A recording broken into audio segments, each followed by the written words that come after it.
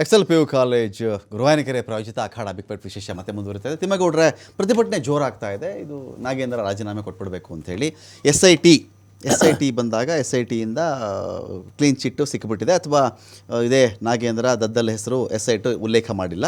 ಇಡಿ ಅಂತ ಹೋದಾಗ ಇಲ್ಲಿ ಈ ವ್ಯಕ್ತಿನೇ ಕಿಂಗ್ ಪಿನ್ ಅಂತ ಇಡಿ ಬರೆದಿದ್ದಾರೆ ಅಂತ ಹೇಳಿ ಏನು ಮಾಡಬೇಕು ಅಂತ ಇದ್ದೀರಿ ಈ ಕೇಸಲ್ಲಿ? ನಾಗೇಂದ್ರ ರಾಜೀನಾಮೆ ತಗೋಬೇಕು ಅಂತಿದ್ದೀರಾ ನೀವು?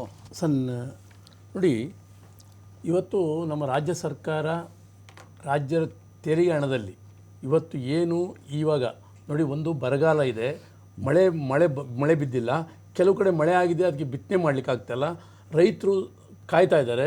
ಇಂಥ ಸಮಯದಲ್ಲಿ ಹೊಸದಾಗಿ ಬಂದಿರತಕ್ಕಂಥ ಶಾಸಕರುಗಳು ಕೂಡ ಇದ್ದಾರೆ.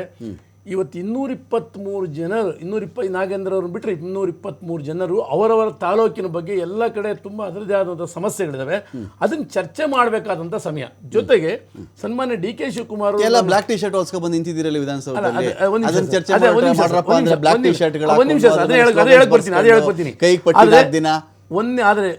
ಸನ್ಮಾನ್ಯ ಡಿ ಕೆ ಶಿವಕುಮಾರ್ ಅವರು ಭಾರಿ ಹಠ ಬಿದ್ದು 3 ವರ್ಷಗಳ ಕಾಲ CM ಆಗಲೇಬೇಕು, ನಾನು ಹಾಗೆ ಅಂತೇಳಿ ಹಠ ಬಿದ್ದು ತಗೊಂಡು, ಬಟ್ ಇವತ್ತು ನಮ್ಮ ರಾಜ್ಯ ಸರ್ಕಾರ ನಡ್ಕೊಳ್ತಕ್ಕಂಥ ಕಾಂಗ್ರೆಸ್ ಸರ್ಕಾರ ನಡ್ಕೊಳ್ತಕ್ಕಂಥ ರೀತಿ ಜನರಿಂದ ಚಿಮಾರಿ ಅಲ್ಲ, ಅವರ ಕಾಂಗ್ರೆಸ್ನ ಎಷ್ಟೋ ಶಾಸಕರು ಕೂಡ ಸಮಾಧಾನ ಇಲ್ಲ. ಒಂದು ಸರ್, ಅವ್ರ ಸರ್ಕಾರ ಅವ್ರದೇ ಒಂದು ಪಕ್ಷ ಯಾರನ್ನು ಬೇಕಾದ್ರೂ ಮಂತ್ರಿ ಮಾಡಲಿ, ಯಾರಿಗೂ ಅಭ್ಯಂತರ ಇಲ್ಲ, ನೀವು ಇಂಥವನ್ನೇ ಮಾಡಿದ್ದೆ ಯಾರು ಹೇಳಕ್ಕಾಗಿಲ್ಲ, ಅವ್ರಿಗೆ ಹೈಕಮಾಂಡ್ ಉಂಟು, ಅವ್ರುಂಟು. ಆದ್ರೆ ಸರ್ ಇಲ್ಲಿ ಏನಂತಂದ್ರೆ ಏನು ನಾಗೇಂದ್ರ ಅವರು ಇದ್ದಾರೆ ಸರ್, ಈ ಒಂದು ವಾಲ್ಮೀಕಿ ಹಗರಣದ ಕೇಸಲ್ಲಿ ಅವರು ಆರೋಪಿಯಿಂದಾಗಿ ಜೈಲ್ಗೆ ಹೋಗಿ ಮತ್ತೆ ಬಂದಿದ್ದಾರೆ, ಬೇಲ್ ತಗೊಂಡು ಬಂದಿದ್ದಾರೆ. ಅವ್ರನ್ನ ಮಂತ್ರಿಮಂಡಲಕ್ಕೆ ಸೇರಿಸ್ತಕ್ಕಂಥ ಅಷ್ಟೊಂದು ಅಗತ್ಯತೆ ಏನಿತ್ತು ಅಂತಕ್ಕಂಥದ್ದೇ ನಮ್ಮ ಪ್ರಶ್ನೆ. ನಾವು ಹೇಳ್ತಾ ಇರ್ತಕ್ಕಂಥದ್ದು ಏನಂದ್ರೆ, ವಿರೋಧ ಪಕ್ಷಗಳಾಗಿ ನೀವು ಬೇರೆ ಯಾರನ್ನ ತಗೊಳ್ಳಿ, ಯಾಕೆ ಅವರೊಬ್ಬರಿಂದ ಇಡೀ ಸದನವನ್ನ ನೀವು ನಡಿದಂಗೆ ಬಿಡ್ತಾ ಇದ್ದೀರಾ, ಸದನವನ್ನ ಚರ್ಚೆ ಮಾಡಲಿಕ್ಕೆ ಬಿಡ್ತಾ ಇಲ್ಲ, ಯಾಕೆ ಅಷ್ಟೊಂದು ಹಠೆ ಹಾಕಿ ನಿಮಗೆ ಅಂತೇಳಿ.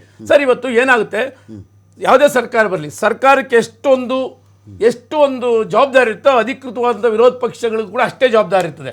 ಆದರೆ ಕೆಲವೊಂದು ಟೈಮಲ್ಲಿ ಏನೇ ಸರ್ಕಾರ ತಪ್ಪು ಮಾಡಿದ್ರೆ ಅದನ್ನ ತಿರ್ತಕ್ಕಂಥದ್ದು ವಿರೋಧ ಪಕ್ಷಗಳ ಕರ್ತವ್ಯ, ಸಮಸ್ಯೆಗಳನ್ನ ಚರ್ಚೆ ಮಾಡ್ತಕ್ಕಂಥದ್ದು ವಿರೋಧ ಪಕ್ಷಗಳ ಕರ್ತವ್ಯ. ಆದ್ರೆ ಇಂಥ ಟೈಮಲ್ಲಿ ಏನ್ ಹೇಳ್ತಾ ಇದ್ದಾರೆ, ನೀವು ರಾಜೇಂದ್ರ ಅವ್ರು ಬೇಡ, ಅವ್ರು ಕೈ ಬಿಡಿ, ನಮಗೆ ಚರ್ಚೆ ಮಾಡಕ್ಕೆ ಅವಕಾಶ ಕೊಡಿದ್ದ. ಇವ್ರು ಯಾಕೆ ಅಷ್ಟ ಹಠ ಬೀಳ್ತಾ ಇದ್ದಾರೆ ಅಂತಕ್ಕಂಥದ್ದು ಗೊತ್ತಾಗ್ತಾ ಇಲ್ಲ. ಒಂದು ಜೊತೆಗೆ ಸರ್, ಅಲ್ಲ ಇವ್ರು ಹೇಳಿದ್ದೇನು ಗೊತ್ತಾ ತಿಮ್ಮೇಗೌಡ್ರೆ, ಇಡಿ ಚಾರ್ಜ್ ಶೀಟ್ ನಾವ್ಯಾಕೆ ನಂಬೋಣ, ಎಸ್ ಐ ಟಿ ತನಿಖೆ ಮಾಡಿಲ್ಲ. ಎಸ್ ಐ ಟಿ ಇವ್ರು ಸರ್, ಇವ್ರು ನೋಡಿ, ಇಡಿ ಬಿಜೆಪಿ ಅವ್ರದ್ದು ಸರ್, ನೀವು ಬರೆದು ಬಿಟ್ರೆ ಒಳ್ಳೆ ಪೆನ್ನಲ್ಲಿ ಬರ್ದಿರ್ತಾರೆ, ಇವರಾದ್ರೆ ಕೆಟ್ಟ ಪೆನ್ನಲ್ಲಿ ಬರೆದು ಬಿಟ್ಟಿರ್ತಾರೆ ಚಾರ್ಜ್ ಶೀಟ್ ಅಂತ. ಪುಣ್ಯಾತ್ಮ ಚಂದ್ರಶೇಖರ್ ಅಂತಕ್ಕಂಥ ಅಧಿಕಾರಿ ಏನಾದ್ರು ಆತ್ಮಹತ್ಯೆ ಮಾಡ್ಕೊಳ್ಳಿಲ್ಲ ಅಂತಂದ್ರೆ ಯಾವುದು ಕೂಡ ಈಚೆ ಬರ್ತಿರ್ಲಿಲ್ಲ ಸರ್. ಇವತ್ತು ಆ ಪುಣ್ಯಾತ್ಮಗೆ ನಮ್ಮ ರಾಜ್ಯದ ಜನತೆ ಪರವಾಗಿ ನಾವು ಕೈ ಮುಗಿಬೇಕು ಇವತ್ತು. ಯಾಕೆಂತಂದ್ರೆ ನಾನಂತೂ ಹೋಗ್ತಾ ಇದೀನಿ, ಇವತ್ತು ಏನು ಹಿಂದುಳಿದ ವರ್ಗ 1 ಕೋಟಿಗಿಂತ ಜನ ಜಾಸ್ತಿ ಇದ್ದಾರೆ, ಅವ್ರಿಗೆ ಅನ್ಯಾಯ ಆಗಬಾರ್ದು. ಇಂಥವ್ರನ್ನ ಅಧಿಕಾರಿಗಳು ಸೇರ್ಕೊಂಡು ಮಾಡ್ಕೊಂಡಂತ ಹಗರಣಕ್ಕೆ ನಾನೇನ್ರಿ ಹೊಣೆ, ಪಾತ್ರ ಐತ್ರಿ ಅಂತ ಇವ್ರು ಹೇಳೋದು, ನಾಗೇಂದ್ರ ಹೇಳೋದು. ಸರ್, ಇವ್ರ ಅಕೌಂಟ್ಗೆ ಎಷ್ಟೋಯ್ತು ಸರ್? ಸನ್ಮಾನ್ಯ ಸಿದ್ದರಾಮಯ್ಯನವರು ಇಡೀ ಇತಿಹಾಸದಲ್ಲಿ 180 ಕೋಟಿ ಅಲ್ಲ ರೀ, 87 ಕೋಟಿ ಒಪ್ಕೊಂಡ್ರಲ್ಲ ಸರ್, ಯಾರು ಮಾಡಿದ್ದು ಅಂತೇಳಿ. ಅವಾಗ ನಾಗೇಂದ್ರ ಅವರೇ ವಾಲ್ಮೀಕಿ ಹಗರಣದಲ್ಲಿ ಕಿಂಗ್ ಪಿನ್ ಅಂತ ಕೂಡ ಗೊತ್ತಾಯ್ತಲ್ಲ ಸರ್, ಒಪ್ಕೊಂಡ್ರು, ಅದ್ ಕೇಳಿ ಜೈಲಿಗೆ ಹಾಕಿದ್ರು.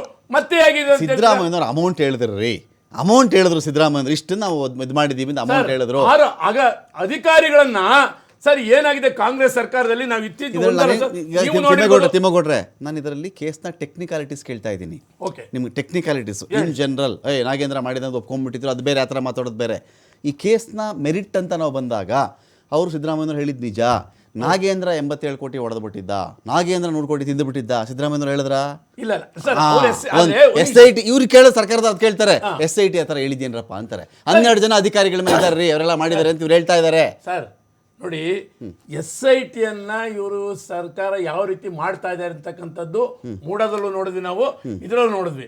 ಮೂಡದಲ್ಲಿ ಏನಾಯ್ತು, ಎಸ್ ಐ ಟಿ ಇಲ್ಲ, ಎಸ್ ಐ ಟಿ ಅಲ್ಲಿ ಇಲ್ಲ, 14 ಸೈಟ್ ವಾಪಸ್ ಕೊಟ್ಟರು. ನೀವು ಈಗ ಒಂದು ನಿಮಿಷ ತಿಮ್ಮಗೌಡ, ನೀವು ಮೈಸೂರಿಗೂ ನೀವೆಲ್ಲ ವಾಕಿಂಗ್ ಹೋದ್ರಿ, ಹೌದು, ನೀವು ನಿಮ್ಮ ಬಿಜೆಪಿ ಅವರೆಲ್ಲ ವಾಕಿಂಗ್ ಮಾಡಿದ್ರಲ್ಲ, ಏನು ವಾಕಿಂಗ್ ಅದೇನು ಜಾಥವಾ ಅದೇನದು ಪಾದಯಾತ್ರೆ, ಸರಿ, ಪಾದಯಾತ್ರೆ ಮಾಡಿದ್ರಲ್ಲ, ಅಲ್ಲಿ ಏನು ಮಾಡ್ಕೊಂಡು ಈಗ ಯಾರು ಸಿದ್ದರಾಮಯ್ಯನವರು ಎಲ್ಲಾದರೂ ನನ್ನ ಮೇಲೆ ಕೇಸ್ ಹಾಕ್ಬೇಡಿ, ಬೇಡಪ್ಪ ಬಿಟ್ಬಿಡಿ ನನ್ನ ಕೇಳಿದ್ರ? ಇಲ್ಲ ಅಲ್ಲ, ಅವ್ರನ್ನ ನೀವು ಎಲ್ಲ ಅವಕಾಶಗಳಿತ್ತು, ಇಡಿ ಬಳಸ್ಬೋದಾಗಿತ್ತು, CBI ಏನಾದ್ರು ಬಳಸ್ಕೊಂಡು ವಾಪಸ್ ಕೊಟ್ಬಿಟ್ರಲ್ಲ ಸರಿ ಸ್ವಾಮಿ, 14 ಸೈಟ್ ವಾಪಸ್ ಕೊಟ್ರಲ್ಲ ಅಲ್ಲಿ. ಅವ್ರಿಗೆ ಜೈಲಿಗೆ ಹಾಕ್ಸ್ಬೇಕಾಗಿತ್ತು ನೀವು. ಸರ್ ನೋಡಿ, ಜೈಲಿಗೆ ಹಾಕ್ಸಿದ್ರ? ಅಲ್ಲ, ಇನ್ನು ಅದು ಯಾಕ್ ಬಿಟ್ರಿ ಮತ್ತೆ? ಸರ್, ಇನ್ನೂ ಕೂಡ ಆ ಕೇಸ್ ಇನ್ನೂ ಪೂರ್ತಿ ಕ್ಲಿಯರ್ ಆಗಿಲ್ಲ. ಅದು ಇನ್ನು ಇದೆ, ಬರುತ್ತೆ, ನಿಧಾನ ಬರುತ್ತೆ. ಆದ್ರೆ 14 ಸೈಟ್ ವಾಪಸ್ ಕೊಟ್ರ, ಮೂಡಾಗ 14 ಸೈಟ್ ಬಂತ.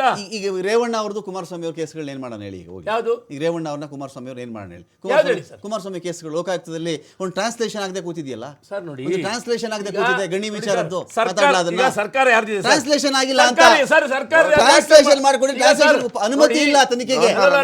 ನೋಡಿ ಏನಾಗುತ್ತೆ, ಇವತ್ತು ಕಾಂಗ್ರೆಸ್ ಸರ್ಕಾರ ಯಾರು ಮಾಡಿಸ್ಬೇಡಿ ಅಂತ ಇಟ್ಕೊಂಡಿದಾರ, ಏನೇನೆಲ್ಲ ಪ್ರಯತ್ನ ಪಟ್ರು, ಕೇದ್ಮರಳಿ ಬಿಡದಿ ಜಮೀನ್ ಬಗ್ಗೆ ಏನೇನೆಲ್ಲ ಪ್ರಯತ್ನ ಪಟ್ರು, ಏನಾಯ್ತು ಅವ್ರಿಗೆ?